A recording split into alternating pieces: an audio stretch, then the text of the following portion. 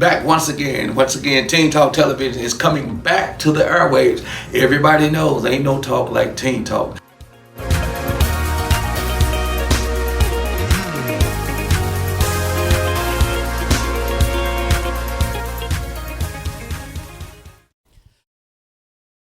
Well, good evening, good afternoon, good morning, whatever it is, the time of day when you're getting this show. Once again, this is Teen Talk Television, America's #1 Teen Talk television show, and everybody knows that ain't no talk like Teen Talk.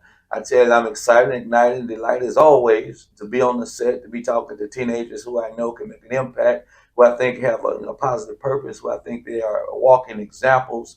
I think they are great character examples. And so, right now, today, I have a special guest, a young man who I met not too long ago. I was instantly impressed with his vision, with his focus, with his maturity. And so now he's at Southern Illinois University at Carbondale. But I'm gonna have him introduce himself, and right now we're just gonna have a chat for something that I know that can help somebody who's about to make that decision to go where he's already at. And so he's going to kind of lay down the path to help you plan. Introduce yourself. How are you today? Hello, everybody. My name is Jonathan, and I'm feeling blessed. How are you guys?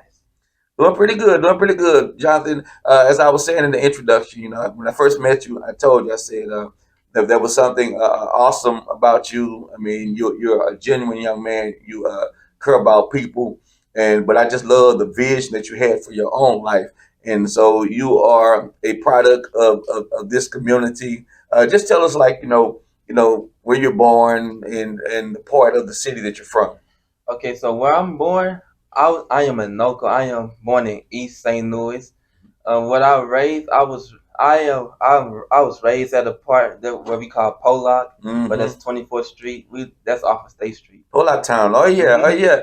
Everybody knows it's amazing, how we have these different cities and municipalities, but it's like we all come from the same. Like you got South End, you got Pollock Town. I'm from Golden Garden. Used to call it Fireworks Station, which is Centerville. So it's amazing how we have all of these communities that have their nickname in the midst of the same city. And I think that's what makes it so awesome is the unity that we have coming from all of this diversity. So basically, I was talking about you, and you're a very focused young man, and I saw that from day one just talking to you. And so I'm wondering, like, I'm trying to get people to understand, maybe what age do you start focusing, or should you start focusing, or have those who are going forward start focusing? So, what age did you start focusing on the future, saying, okay, I'm a kid now, I'm gonna be a teenager. But at what age did you kind of shift and say, okay, let me start thinking about my life after, you know, teenage, high school, going forward? Okay, the age that I would slowly start thinking about my future was around 16 or 17. When I was first was thinking about, okay, what school do I want to go to, and how far do I want to be from home while I'm attending school. and then and then after I got that situated, now I started to plan out what I think that I wanted to do in my future. At first I thought I was going to go to college and major in math after taking first year of general studies as a freshman. But it turns out math wasn't my strong suit in college at all. Okay, so we're gonna definitely we're gonna build up on, because you got a great story. We're gonna build up to that college. So what age did you think that you might even want to go to college? Because some kids are like, I don't want to go to college. What age did you think, okay, I'm gonna do more than just be here. I want to go to college. What age you think you were about then? The age I think I was about then, I was thinking about college. It was probably around eighth. It was probably around eighth grade. Mm-hmm. Because like, ever since middle school, I knew that I wanted to go to college, and I knew that I wanted to go to a university. Okay, and I think basically for most of us, it's like when you start going from the 12 to the 13. And I think middle school is when life hits real. It's like, okay, you know what? 4 years, I'm gonna be considered either grown, I'm gonna be considered an adult, so I better have a plan for life. And so we've got your the age. What was the motivation or the inspiration, or who was the motivation or the inspiration that kept you focused? Okay, the motivation and inspiration that kept me focused was my parents. Hmm. You see, my parents they had seen something in me that I haven't seen in myself when I was little. My mama always told me, son, that you may not be on the field as a football player, but one way or another you go one way or another you're gonna be in the field. My mama always told me that she can see myself as being a coach in the future, Hmm. and now that's what I'm working for to be. Okay, okay. So once again, that's another strong thing. You know, a lot of kids may not have that parental structure, or they may not have one parent or two parents. But it's good to know that major motivation was your mom, and I think when she see you on television as you go forward, they're gonna be like, and dad be like, we did pretty good with that guy. We did pretty good with that guy. They like that now. So so going back to what you were saying, I know first you said that you were thinking mathematics, and say then where you're headed right now is where you eventually. So what had you leaning toward mathematics at first? At first, what I leaned towards mathematics was high school, because like to me in high school, I did not know how far behind in math that we were Hmm. at Hokia. But to me, like what makes me fall in love with math was algebra and how I think math is so easy and how math usually clicked onto me. And I even passed my AP statistics class with a B. Mm. But when I took my math placement test at SIU, well not at SIU but online for SIU, I like it's like as soon as school year was over, I instantly forgot about how to do most of this stuff. And when Hmm. I took my math placement test, I did I did horribly. I'm not afraid to admit I did Yeah. horribly on that math placement test, and I barely passed college algebra in college. So I was thinking, so that was then I was thinking to myself, yeah, math is not maybe math is not it for me. Hmm. But I was thinking that sports, like majoring in sports administration, that Uh-huh. might be it for me because I noticed that I had passed both of my kinesiology classes, fitness and sports, with both A pluses. Awesome. Well, let me say something. When I was in college, I hated math. And so the reason I majored in mass communications and television radio is because, first of all, I've always, done television. I always had an interest. But the other thing was I wanted a major that had minimal to no math requirements.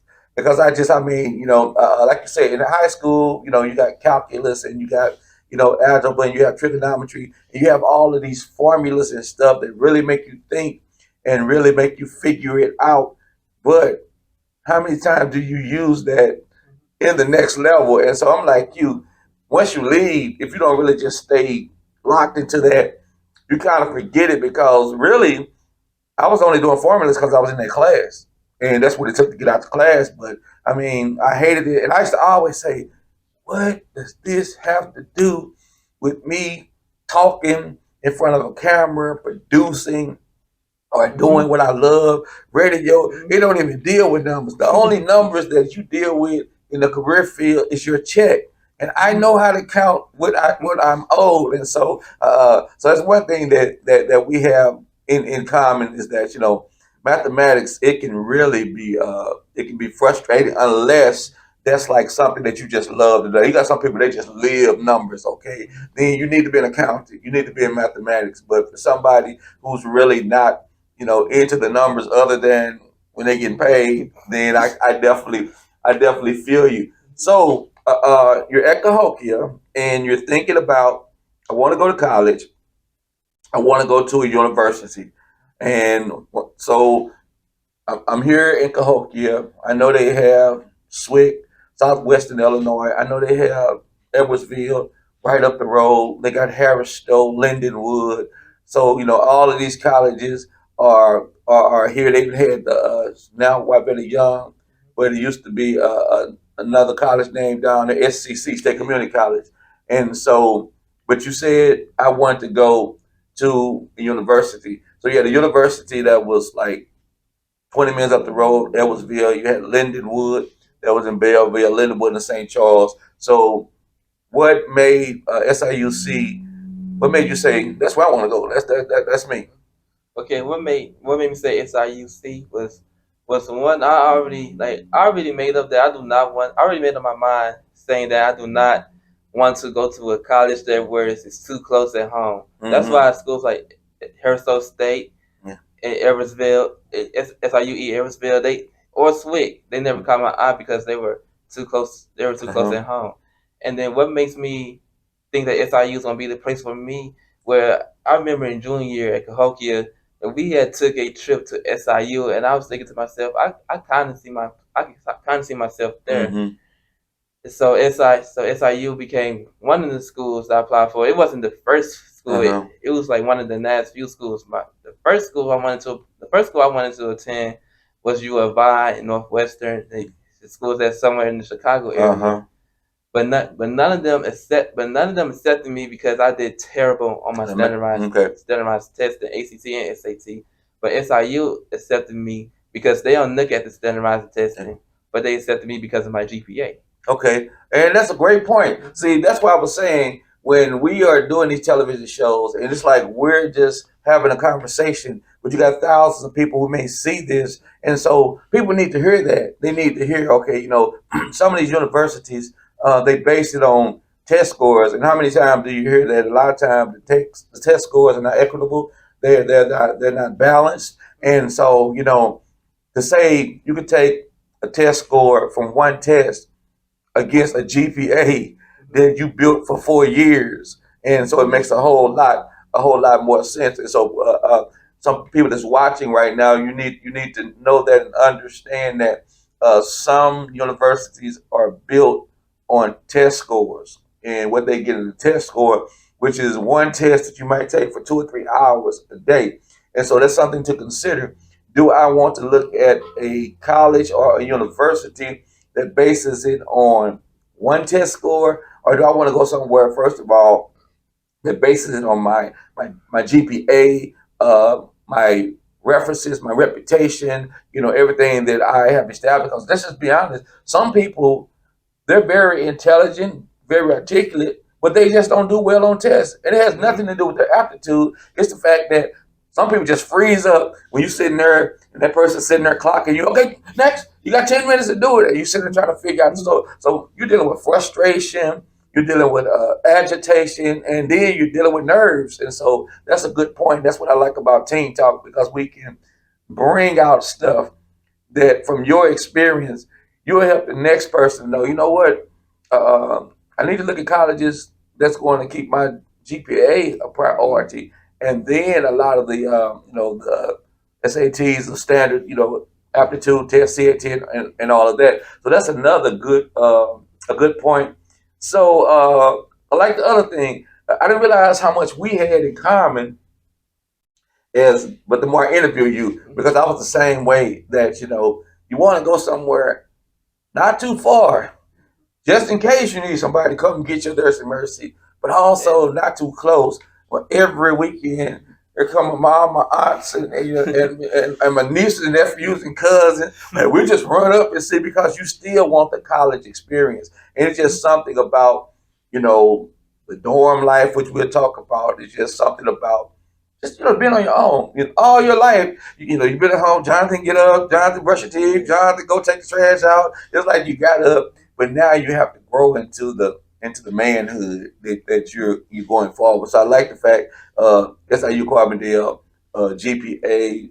The other thing, like you said, that really jumps out is just going somewhere where you feel accepted and you feel wanted. And sometimes test numbers make you feel like a number.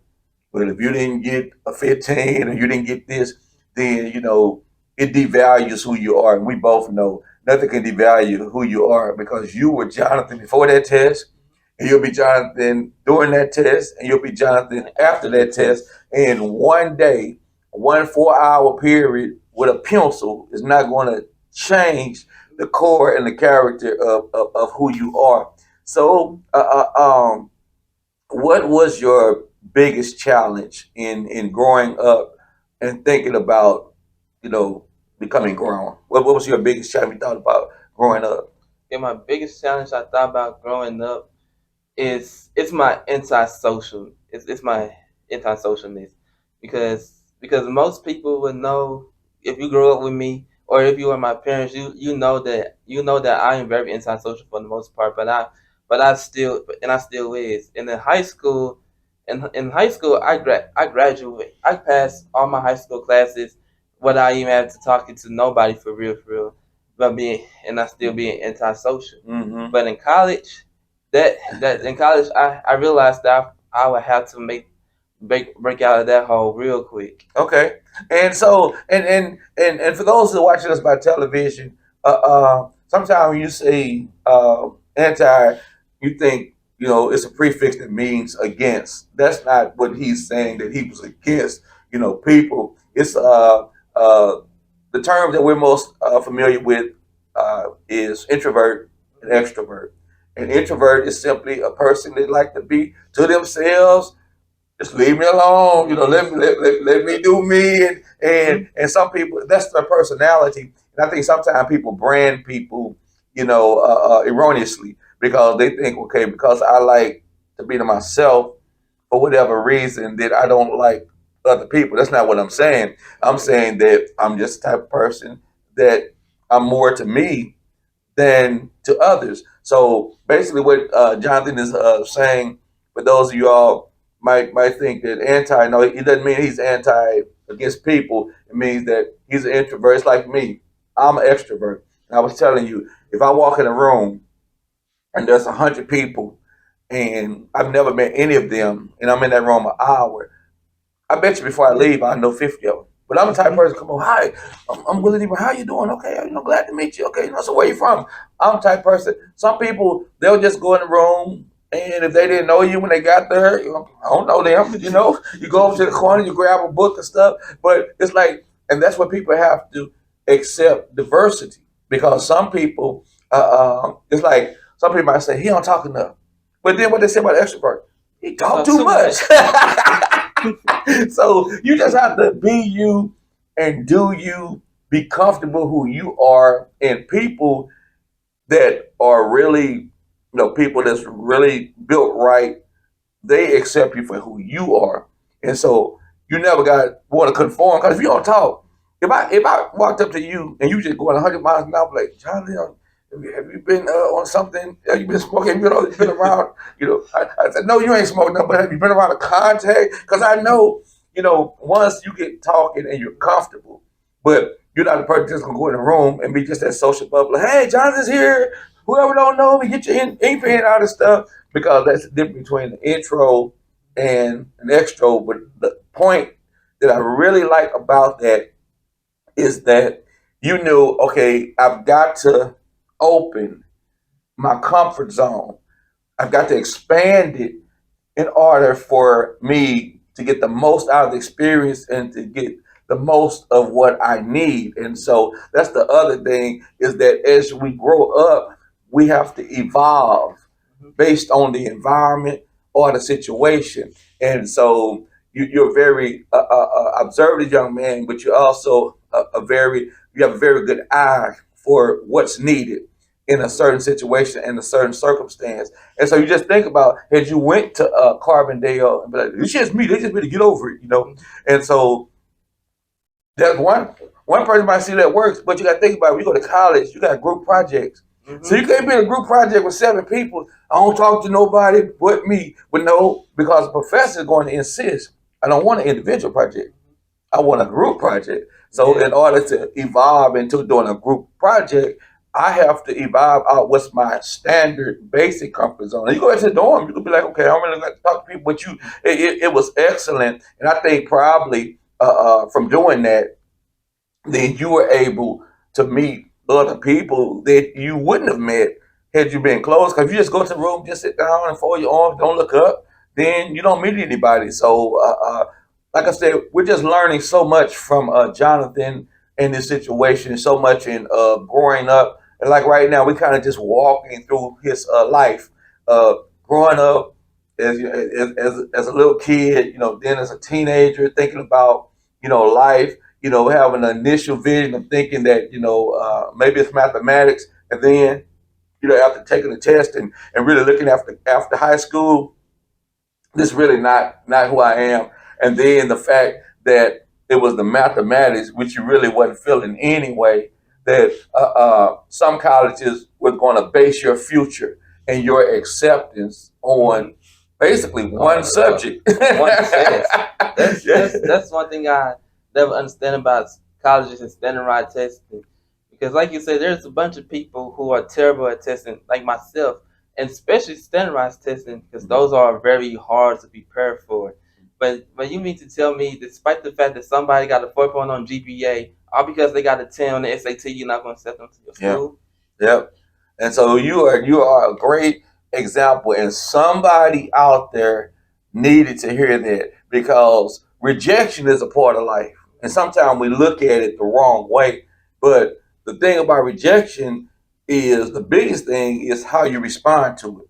And so that's what somebody that's out there. Some people feel like, okay, well, I got rejected by one college because of my test score. Then I ain't never going to college no more. I'm just going to, go to the streets or just not have a quality of life. But you got to understand that nobody can measure who you are, And so what may be rejection on one end is somebody else to respect what they have. Because I'm pretty sure that SIU Carbondale will know that you were there. I'm pretty sure you have already impacted lives that you know and lives that you don't know. But somebody always watching you when you don't even know it. So I was so glad to hear about that. So the greatest challenge was, like you said, just the adapting from the introvert to to knowing that not that you're just gonna become this bumblebee, but you just expand. And even me, based on my environment, it's some places where you go where you just be quiet. You don't Mm-hmm. say a whole lot. Yeah. So sometimes I go to environments where I've got to be the intro. Mm-hmm. And although it's difficult, I just know that it's not what works best in that moment, in that environment. And so that's another thing as you go in life is being able to evolve. I've heard you from day one. I always talk about your faith. Matter of fact, when I first met you, one thing that jumped out was your faith. You weren't ashamed of it. You Mm-hmm. were proud. You wanted anybody to know. So my question, as we go into that subject matter, is not for you personally, but it's like everything matters, especially with young teenagers and young men, especially. It's like, okay, it matters, who's the basketball icon. It matters who's the hottest rapper. It matters, what's the latest attire. It matters what's the hottest song. And so all of that, that's fine. But it seems like the most important thing that's going to keep you in life when you don't have none of that is having your faith. So why do you think young men, like say in junior high and high school, even on Sundays when they're like, go to church, I'm a Christian, but I mean, when they get around other people, why do you think that, they're not as proud to, they're not claiming, like, they want to rock on their shirt, but they're not claiming with, anything. Like right now, you could get them a shirt that had Nike, you give them a Mm-hmm. shirt that had a rapper on it, but if you give them a shirt that says, something about their faith, I can't wear that. So what you think as a young man? What do you think is the holdback? Well, okay. What I think was the hope at for people like for young men in high school, I think they're for some of them I can speak for all of them, but some of them their hope are still inside of them, but some of them would feel like if I profess my uh, claim in Mm-hmm. Jesus Christ, like people gonna probably gonna look at me funny or something like that. But you cannot be ashamed to profess your faith in Jesus Christ. Mm-hmm. And like I said, but like I kind of was in high school. In high school, I had to be honest with you, in high school I had another to no faith Mm-hmm. in Jesus Christ at first, because of that it caused me a couple of things. It caused me sometimes I feel real empty. Sometimes I feel lonely. Sometimes I feel like I had nobody to talk to. You know what I'm saying? Sometimes I feel depressed and sometimes I think I had a corn addiction Mm-hmm. because of my faith, because of my lack of faith in Christ. So I'd say as a young man, like never be ashamed to not to claim your faith in Christ, because it was like in college. It was like in college I realized that I was living in life as a kind of as a lukewarm Christian, Uh-huh.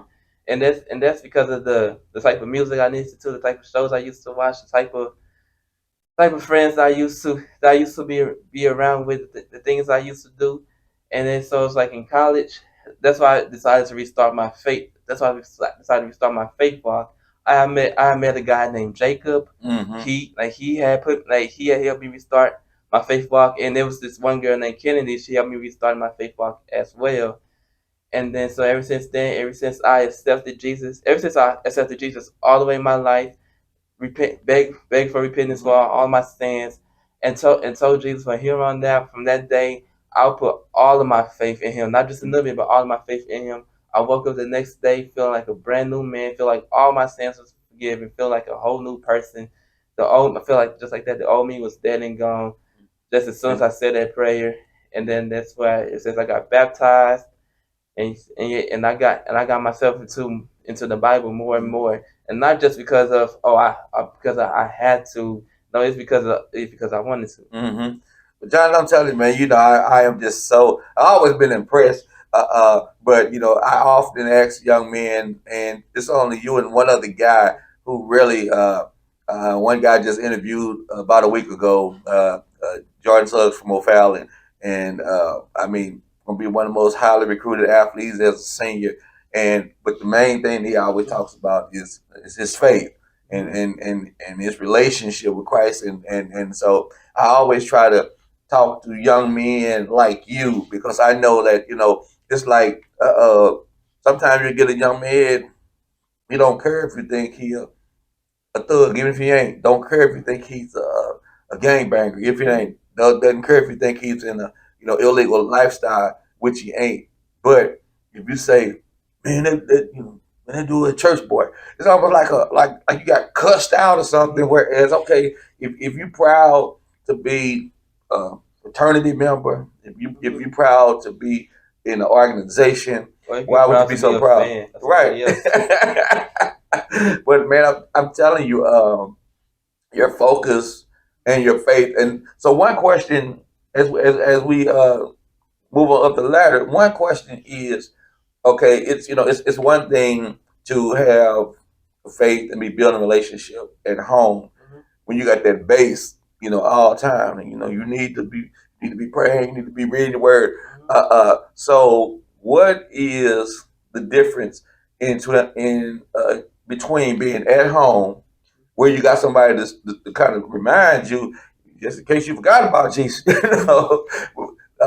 from being in college away, and you don't have no what I call feeders, fake feeders.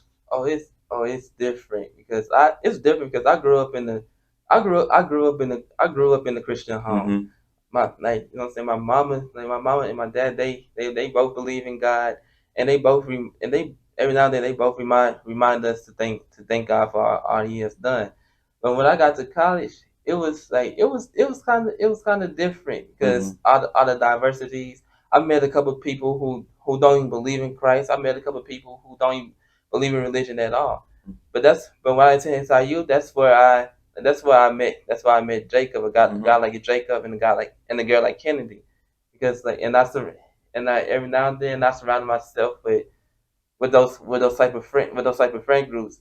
But some and of course sometimes like there's this of course sometimes like there's some friend groups that I know that I shouldn't be involved in, but I separate myself from them and I'll be more focused on the ones who pursuing a relationship with God.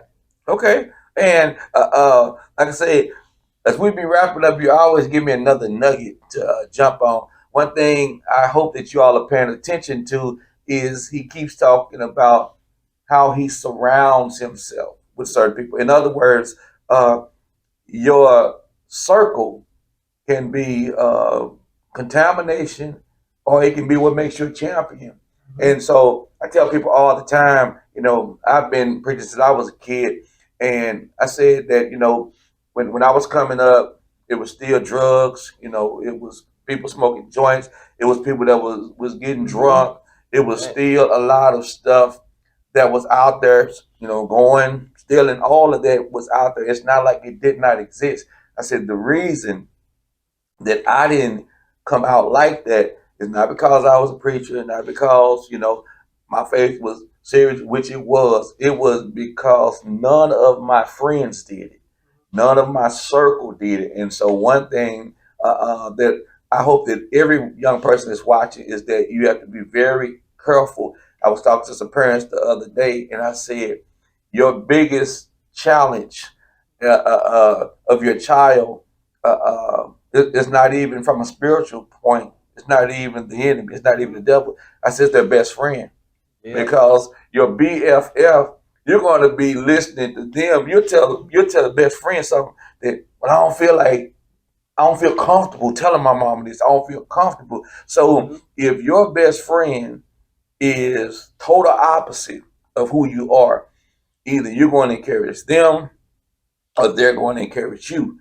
And it's a tug of war. But when all of y'all are going in the same direction, all of y'all are focused, all of y'all went to school to graduate, still be college students, graduate, all of y'all have focus in your faith, then you have that circle. So, and what happens is, even being a person of faith, you have some days where you don't feel like being righteous, John. Somebody made you mad, and you got to think about, okay, I almost lost it. So you got to have the other person to be like, no, John, this, that, that's not right. We can't do that. Let's sit down and talk. Not like, man, okay, let's get in the car. Let's get some clocks and let's go and get them and stuff. So you got to think about it. But it's all with your circle. Sometimes you have a circle member being a man of faith. Say, you know what, bro, we just need to pray. Because a lot of times your first feeling, your first emotion is the wrong one. Somebody come up and say, John, I can't stand you, and hit you in the head. First thing is to hit them back. But then you go, no, hold on, man. Let's pull you over here, calm you down, pray. 'Cause once they get you, you're gonna be someone on the inside that convict you, like you know that ain't Yeah, I know. Yeah, but in that case, that calls for defense. right. My parents always say, somebody hit you, come back.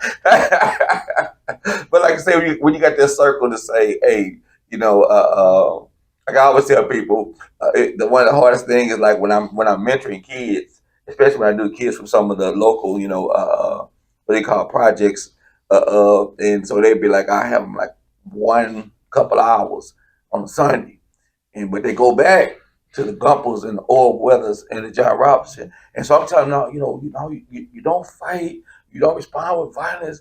And so I'm sitting there, trying to tell them, my mama said if somebody hit me, I better smack the crap out of them. And if my cousins there, they better help. And so it was a battle. So the way I got around it, because I never wanted to sound like, I was going against a parent, because as a parent, a lot of times when you're a kid, your parent like Jesus. Your parent, when my mama says it's okay, your mama says it's okay to rob a bank. When my mama says it's okay, and if you're not, you're at the point where my mama says it's okay, so no, you like me. But I was telling them, I said, as you get older, you have to think about the consequences, and you may think about, okay, that might be the way that I was trained, but now if I put my hand on somebody, I'm going to jail. Mhm. It's assault. If somebody jump on Jonathan and Jonathan and his cousins, it's called mob action. So now you're looking at not only going to jail, you're looking at having a felony on your record. So no matter, I think all of us came from them families. Don't let nobody hit you. You don't hit them back. But as you get older, you start thinking about, okay, but mama ain't gonna go to jail. They gonna be like, Jonathan, put your hands behind your back. You have the right to remain silent. You can't be like, well, my mama said the judge do not care. And so I get both parts of it, but I brought that out because it was really, it was a struggle. It was tough because uh, uh, a lot of those kids that I was mentoring, they came from environments where you had to fight to survive. And so that's a tough one. I always say, my thing is I try to get them to the point where they can come out the environment. But it was hard, to try to teach where, just walk away. Somebody starts smack you in the back of your head, you walking away. Because then that's where the flesh and the human. I don't care how you might just got through praying about stuff. You'd be like, wait, hold on, that was 5 minutes ago. You about to see another side of Jonathan. Now I'm about to put all this down. So once again, another great thing about, in that maturity process, growing up from your environment and evolving into the next level, because the older you get, the more the consequences increase. In school, you have a fight, y'all hit each other, you might, get disciplined or, even put out of school. But once you get that 16, 17-year-old range, and Jonathan, because Jonathan, you ain't no look, 5'8", 80 pounds. I mean, you like a football player. And so you think about, somebody might be half your size, but all you know is they smack me. But you think about when the police officer come and you gonna be like, he hit me. It was self defense. They're gonna look at you and like that little dude right there. So you want us to think that he picked you up and body slammed you? You will be laying there on the carpet and be like, okay, Mr. Johnson, sir. Okay, we're gonna let's see how the judge looks at that. But it was a good point that other thing, don't get it twisted. Just because he's a man of faith and just because he has a relationship, don't get it twisted. He's still flesh and blood. He's still a man, and so when that trigger goes off, a lot of times it ain't the faith trigger; it's called a flesh trigger. And so right there, once again, but having that faith and relationship, it balances you because you know that there's something inside of you that when you're a person of faith, when you do it, something inside you like, Jonathan, you weren't supposed to do that. And so and that's why I tell people: if you don't have a conscience, if you don't have a trigger, if you got to kill somebody, don't bother you. You got some real problems. I mean, your destiny is not good. Whether it's jail or the opposite of heaven. So, going to college, we got a couple more things, and then we're gonna let you get back on what you love to do, make your money on your job. But um, how did you deal with one of the greatest challenges that a lot of people have with freedom? You're at home, you know what your task is, what your job, what you're supposed to do. If you take out the trash, Jonathan, trash man comes on Wednesday, you take out the trash. If you come from home like me, your job is the bathroom and the yard. So, but when you go to college, you make the decisions, you make the choices, you create the task. So how hard was it to deal with the freedom, and then how did you deal with it? For me, I'll speak from my personal experience. For me, dealing with freedom is not hard at all. It's real easy because like I said, it came to the point where, and sometime in school, I thought about me wanting to go to university, and I already think about me wanting to be on my own. Mm-hmm. So it became so easy. I remember growing up, my parents used to tell me, I may not tell me they may not always be around to wake me up and tell me to go do this, tell me to do that, and I was thinking to myself, oh, that's great, that's amazing. Yeah. So in college, it was most definitely was great. It was most definitely was amazing. Like sometimes I do have to go to places where I don't want to go Uh-huh. to, but for the most part, everything in college was on my time. My classes, my job on campus. Whenever do I want to go to the gym, whenever I want to do shopping, everything was on my time, and it's all about time management Mm-hmm. in college. So that's why I think and why most people find freedom hard as college because some of them don't have the time Yeah. management. Time management. Great point. TM. Time management. Remember that, young people. Time management. And another word, what I call the big D, is discipline. You got to have the discipline to handle your freedom. Like you said, freedom is easy. It's like right now, a train has the freedom to go 100 miles an hour on the track. But if it comes off the track, then what was freedom becomes fatality. And so you made a good point. When you get to college, make sure that you have time management skills. Make sure that you look at time management skills, and then make sure that you have discipline. Like right now, you go at home and they might be John, you need to be in the house at 11. Okay, you're in college. A lot of times, stuff that they doing in college, whatever parties, whatever, it don't even start going to 10:30 or 11, and so you have to have the discipline. Okay, like okay, so the curfew may be 12 or 12:30, but it can't be 4:30 when I got an 8:30 class. So so you got to think about it like during the week. Good thing that you were a man of faith because when I was coming up, SIU Carbondale was known all over the country. If you say SIU Carbondale, they would know the university. But the second thing they would say is the But party school. they still It say was, and so for you to go to SIUC, which is internationally known as the party school, and to still be who you are, to still manage your time, to still exercise that discipline, that's amazing. That's amazing. So once again, you can show somebody like, well, I don't want to go to SIUE or SIUC because all they do is party. I don't care what you're involved in. It ain't what all they do. It's what you do. yes. And so you don't ever want to do what all they do.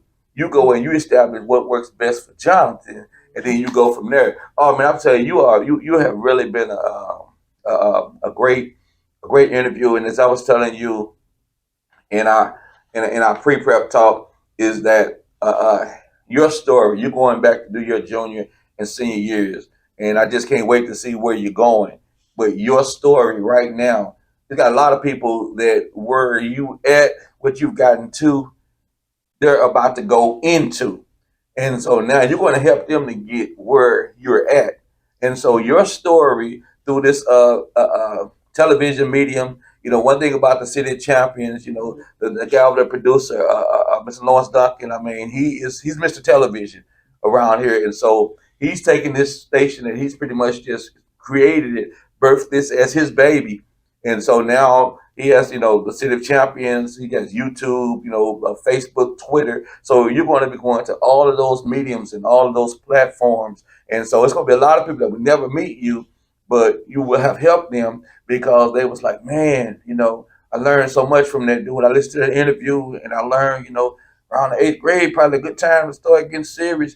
Go to colleges. If you get a denial letter, just remember that a denial is just a delay in college, but it's not definite, and so don't just let nobody put you in a box. Don't let nobody tell you that you're not a good quality person because you didn't have this percentage on a certain portion of the test.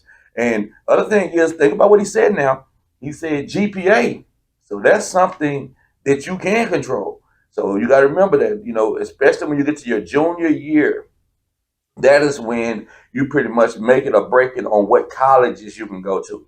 So, if you ain't serious about education by your junior year, that's when you start getting them A's and B's on the report card because it's hard to argue with anybody with a GPA.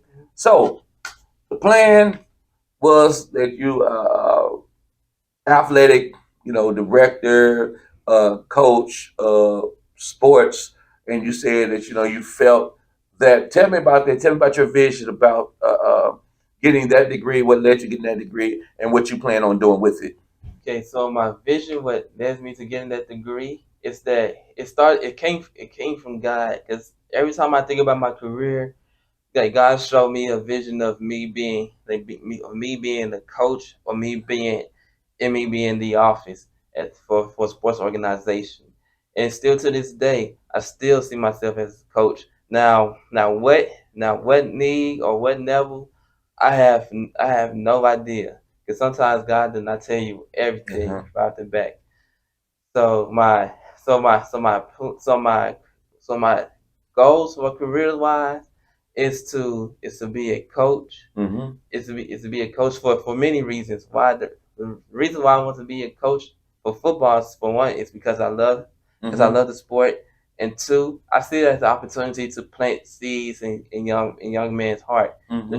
try to teach them about life, and try to teach them about God, and try to be like this parental figure to Uh-huh. some of these kids. What I realized from my own experience of being on a football team, hanging around with the teammates, is that some of these kids, they don't have parents to go home to, or some of them Mm-hmm. do have parents to go home to, but they don't go home to no love. They don't go home Yeah. to no father figure or no mother figure. Yeah. So I want to be that type of coach. I want to be that type of athletic director for them. And so how I'm gonna get to my goals is taking my college classes, Mm-hmm. taking my sports administration classes. Taking right now, I'm doing the online coaching course for anybody who's trying to be a coach. Okay. Like, for anybody trying to be a coach, you can go on to ISHA or ISHA Mm-hmm.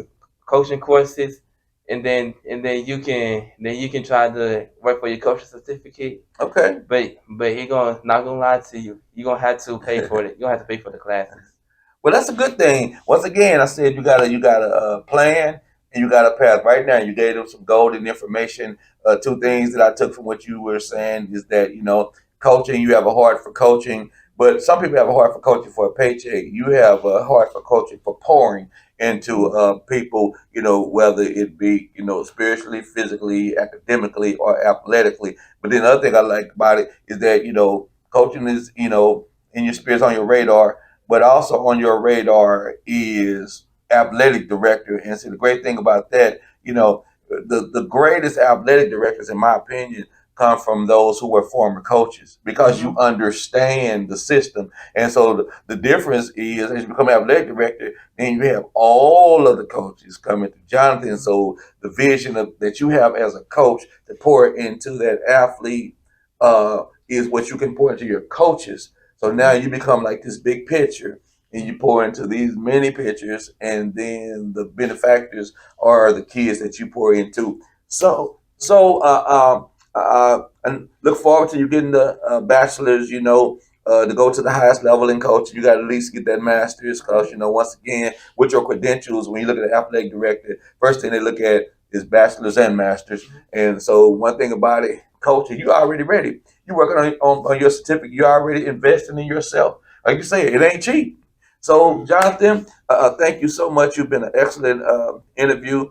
I know it's been your last week working here at the fitness center. And, being a children youth director, I mean, you've really truly been an inspiration and a blessing. I look forward to following you. I look forward to seeing you as a coach and athletic director. I look forward to you staying in touch. And so as you go back to school, you already got your path. You already got your plan. Now, just all you got to do now is just like they say, just do it and then take it to the next level. So, what would be your final words as you get ready to exit this interview and impact people that you may never see? What's some of the final words of advice and what you thought about the interview and being a featured individual? Okay, so my final advice for young men out there, or for young women out there, or people that are about my age, which is about 21, I'll say this: always keep your faith in God. Always